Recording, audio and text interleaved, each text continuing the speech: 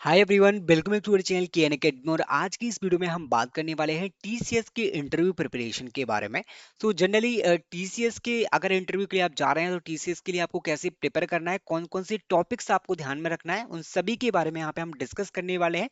और वीडियो को एंड तक जरूर देखना, जिससे आपको क्लियर कट इन्फॉर्मेशन मिल जाएगी। आपको कैसे प्रिपेयर करना है, कौन से लाइक यहाँ पे नोट पॉइंट आपको यहाँ पे रखना है अपने दिमाग में, जिससे आपका टीसीएस का इंटरव्यू क्लियर हो जाए। स्टार्ट करते हैं। सबसे पहले मैं आपको एक क्लियर चीज बता देता हूं। यहाँ पे जो मैं बात करूंगा वो स्पेशली टीसीएस स्मार्ट और इग्नाइट हायरिंग के बारे में बात करने वाला हूं। जिन भी स्टूडेंट्स के यहाँ पे इंटरव्यू आने वाले हैं वो ध्यान से देख सकते हैं। और आप यहाँ पे और भी टीसीएस के अदर इंटरव्यूज के लिए भी इसका रेफरेंस ले सकते हैं इस वीडियो का, क्योंकि मोस्टली इंटरव्यू आपका सेम ही होने वाला है। जो टॉपिक पे हम डिस्कस करेंगे, थोड़ा सा यहाँ पे 19-20 का यहाँ पे आपको डिफरेंस दिखेगा। ओके, तो स्टार्ट करते हैं। सबसे पहले हम टॉपिक्स के बारे में बात करेंगे, और जो टॉपिक्स यहाँ पे मैंने नोट करके रखे हैं, इसी के अराउंड आपका पूरा इंटरव्यू होने वाला है डेफिनेटली गाइस। इसके बाहर वो कुछ भी नहीं पूछने वाले हैं। जिस तरीके से मैंने देखा है अभी स्टूडेंट्स के इंटरव्यूज वगैरह हुए हैं, और उसके एनालिसिस के बेसिस पे यही सारे टॉपिक्स हैं जिनमें से आपका इंटरव्यू होने वाला है। 99% आपका इंटरव्यू यहीं से होगा गाइस। ओके, अब हम स्टार्ट करते हैं। सबसे पहले आपका होने वाला है रेज्यूमे। सो गाइस, रेज्यूमे का जो आपका इंटरव्यू होता है वो 80% यहीं पे कंप्लीट हो जाता है गाइस। जो भी चीजें आपने अपने रेज्यूमे में मेंशन कर रखी होंगी, आपका पूरा यहाँ पे रेज्यूमे ही पूछा जाने वाला है इंटरव्यू में। चाहे आपका टेक्निकल हो चाहे फिर नॉन टेक्निकल हो। अगर आपने टेक्निकल चीजें मेंशन कर रखी हो तो वो भी आपसे पूछे जाएंगे, या फिर आपने नॉन टेक्निकल चीजें मेंशन कर रखी होंगी वो भी आपसे पूछे जाएंगे definitely. So you can prepare your resume. आपको ऐसी कोई चीज मेंशन नहीं करना है जो आपको आती नहीं है। अपने रेज्यूमे को भरने के लिए आप कोई भी एक्स्ट्रा सर्टिफिकेशन वगैरह मत यहाँ पे लिखना। जैसे काफी स्टूडेंट्स यहाँ पे क्लाउड वगैरह के एआई के अभी क्योंकि डिमांडिंग चल रहा है, तो वो सर्टिफिकेशन करके लिख देते हैं, बट उनको नहीं आता। तो गाइस ऐसा मत करना जिससे आपका इंटरव्यू बिगड़ जाएगा। रेज्यूमे की 2-3 लाइन यहाँ पे खाली रहने अगर रहती हैं तो रहने दो। बट ऐसी चीज मेंशन मत करना जो आपको नहीं आते हो, तो आपको वही मेंशन करना है जो आपको आता हो। ओके, सो बेसिकली आप रिक्रूटर के पास भी आपका रिज्यूमे रहता है, तो वहां पे उनके पास रहेगा, और आपके पास रिज्यूमे अगर होगा जिसमें आपने अप्लाई किया था, जिसके थ्रू आप वही वाले रिज्यूमे को एक बार देख जरूर लेना कि आपने क्या क्या चीज मेंशन की है, आपके रिज्यूमे में क्या क्या चीज मेंशनड है, और उसके बाद आप उसको अच्छे से प्रिपरेशन कर सकते हैं। ओके, उसके बाद अगर आपके रिज्यूमे में प्रोजेक्ट्स मेंशन है तो गाइस आपको अपने प्रोजेक्ट का अच्छे से यहाँ पर प्रैक्टिस करना पड़ेगा। आपने जो भी प्रोजेक्ट्स बनाए हैं ना, उसका एल्गोरिथम क्या है, किस तरीके से प्रोजेक्ट वर्क होता है, कौन सी टेक्नोलॉजी आपने अपने प्रोजेक्ट में यूज किया है, वो सब कुछ आप प्रोजेक्ट से रिलेटेड प्रिपेयर कर सकते हैं। सो प्रोजेक्ट भी यहाँ पे बहुत ही ज्यादा इंपॉर्टेंट होने वाले हैं अगर आपके रिज्यूमे में है तो। अगर आपके रिज्यूमे में नहीं है तो इंटरव्यूअर आपसे पूछ सकता है कि आपने प्रोजेक्ट क्यों नहीं बनाया, या फिर कोई एकेडमिक में आपने प्रोजेक्ट बनाया है। अगर आपने ऑफलाइन कोई प्रोजेक्ट बनाया है तो आप उसको भी मेंशन कर सकते हैं, अगर आपने नहीं मेंशन किया है रिज्यूमे में तो डेफिनेटली। बट प्रोजेक्ट से आपके क्वेश्चन होने वाले हैं। अगर मैं बात करूं यहाँ पे स्किल्स की, if technical then OOPs concept आपसे पूछे जाएंगे। अगर आपने टेक्निकल स्किल सेट यहाँ पे मेंशन कर रखा है, अगर आपने टेक्निकल स्किल में कोई भी एक प्रोग्रामिंग लैंग्वेज मेंशन कर रखी है, चाहे वो सी प्लस प्लस हो, जावा हो, पाइथन, और गाइस उसके आपके बेसिक लेवल की क्वेश्चन पूछे जाएंगे, और डेफिनेटली आपसे ओप्स कॉन्सेप्ट वहां पे पूछा जाएगा। ओके, तो गाइस अगर आप टेक्निकल यहाँ पे कोई भी प्रोग्रामिंग लैंग्वेज प्रिपेयर कर रहे हैं तो उसके मतलब कुछ ज्यादा डीप में मत जाना। एटलीस्ट ओप्स ज्यादा पढ़ लेना गाइस, और बेसिक्स आप प्रिपेयर कर सकते हैं। क्या होते हैं जो मेन मेन फंक्शंस वगैरह होते हैं वो आप प्रिपेयर करके जा सकते हो। ओप्स कॉन्सेप्ट आपको डेफिनेटली यहाँ पे प्रिपेयर करके जाना है, चाहे वो सी प्लस प्लस का हो या जावा को, जो भी प्रोग्रामिंग लैंग्वेज आपको आती हो। उसके बाद मोस्टली जो इंटरव्यू होते हैं ना टीसीएस स्मार्ट वाला, वो सिचुएशन बेस्ड क्वेश्चन पे पूछ जाते हैं। जैसे कि वो रिलोकेशन का आपसे पूछ सकते हैं कि आप रिलोकेट होना चाहते हैं या नहीं होना चाहते हैं, टीसीएस के बारे में आपसे पूछ सकते हैं, even in technical interview also. So they can ask these type of questions from you. Okay, so आपके सिचुएशन बेस्ड क्वेश्चन होते हैं। और गाइस यहाँ पे बहुत ज्यादा स्टूडेंट्स को डाउट आता है कि इंटरव्यू यहाँ पे हिंदी में होगा या फिर इंग्लिश में होगा। ऑफ कोर्स यार, इंग्लिश में ही होने वाला है, सो ये डाउट मत रखना कि आपका हिंदी में इंटरव्यू होगा। डेफिनेटली इंग्लिश में आपका पूरा इंटरव्यू होने वाला है। So prepare well.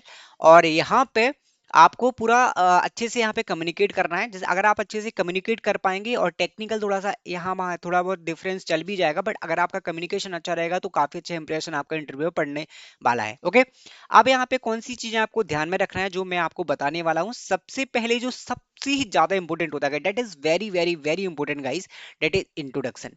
अब गाइस काफी स्टूडेंट्स यहाँ पे मिस्टेक कर देते हैं। इंट्रोडक्शन में बहुत सारी चीजें वो मेंशन करते हैं, अपनी फैमिली का बैकग्राउंड मेंशन करते हैं, काफी सारी अननेसेसरी चीजें यहाँ पे मेंशन करते हैं, बट वो रिक्वायर्ड नहीं होती हैं guys. Okay, to be honest यहाँ पे रिक्वायर्ड नहीं होती हैं। मैं आपको बता देता हूँ क्या आपको चीजें यहाँ पे ध्यान रखना है, अगर आप इंट्रोडक्शन दे रहे हैं it should not be long, ज्यादा लॉन्ग आपको नहीं करना है, शॉर्ट होना चाहिए और डिटेल्ड होना चाहिए।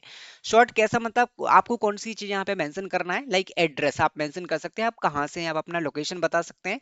उसके बाद आपको यहाँ पे मेंशन करना है आपकी एजुकेशन, कि आपका क्या डिग्री है, कौन से कॉलेज से आपने डिग्री किया है, और डिग्री के साथ साथ आपने क्या स्किल सेट अचीव किया है, क्या चीजें अचीव की है, वो आप मेंशन कर सकते हैं।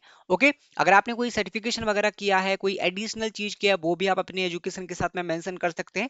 अगर आपने कोई इंटर्नशिप की है, इफ डन, मैंने इसलिए यहाँ पे लिखा है इफ डन, अगर आपने कोई भी इंटर्नशिप की है तो आप इंटर्नशिप के बारे में भी यहाँ पे मेंशन कर सकते हैं। ओके, उसके बाद आपको आपका जो हाई लेवल का स्किल सेट है जिसमें आप एक्सपर्ट हैं, जो आपकी स्ट्रेंथ है, वो आप यहाँ पे बता सकते हैं।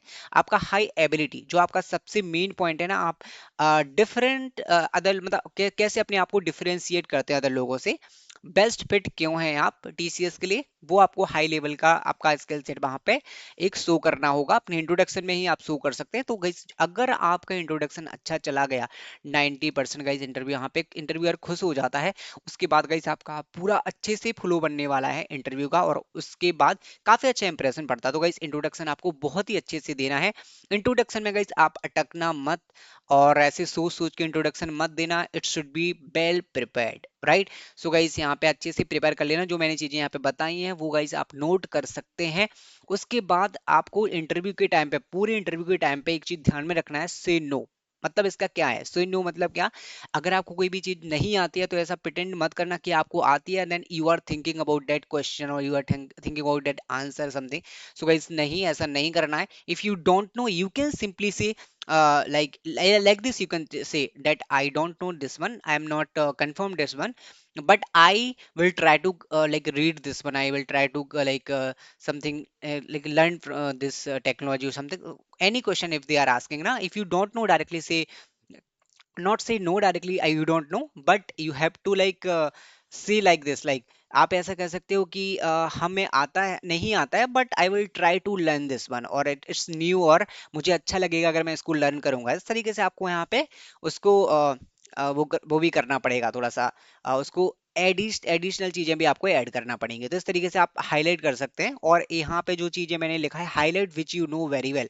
सो गाइस जो भी चीजें आपको यहाँ पे सबसे अच्छे से आती हो ना, चाहे वो कोई प्रोग्रामिंग लैंग्वेज हो, आप अगर आपके पास कोई एडिशनल स्किल सेट है, कोई काफी स्टूडेंट्स होते हैं जिनके पास ऐसे स्किल सेट्स होते हैं जो मतलब अदर्स, जैसे ग्राफिक डिजाइनिंग वगैरह काफी स्टूडेंट्स को आती है, और भी अदर स्किल सेट आता है, जैसे वेब डेवलपमेंट किसी को अच्छा आता है, मतलब कोई एक स्किल सेट होता है ना, जैसे कि कोई किसी को एचटीएमएल बहुत अच्छे से आता है, सीएसएस बहुत अच्छे से आता है, कोई भी एक स्किल सेट वो आपको ज्यादा हाईलाइट करना है, आप उसको मेंशन कर सकते हो कि हाँ मैंने इसमें काम किया, इस तरीके से मैंने वर्क किया है, तो उसका मैं यूज कर सकता हूँ रियल लाइफ प्रोजेक्ट्स में, तो उससे काफी अच्छा इंप्रेशन पड़ने वाला है। ओके, सो गाइस ये चीजें आपको ध्यान में रखना हो, जो टॉपिक्स मैंने बताए आप टॉपिक्स को नोट कर सकते हैं, उनके अराउंड में आपका इंटरव्यू होने वाला है डेफिनेटली, और you can go for interview, and all the best for you. And आगे की वीडियोस में और भी हायरिंग प्रोसेस के बारे में बात करेंगे, टीसीएस स्मार्ट और इग्नाइट की फुल प्रोसेस के बारे में डिस्कस करने वाले हैं। सो वो भी वीडियो आपको मिल जाएगी जिसमें पूरा पैटर्न डिस्कस करेंगे, किस तरीके से आपको प्रिपेयर करना है, वो भी आप वहां पे देख सकते हैं। Okay, so I hope you like this video, thank you guys, thanks for watching.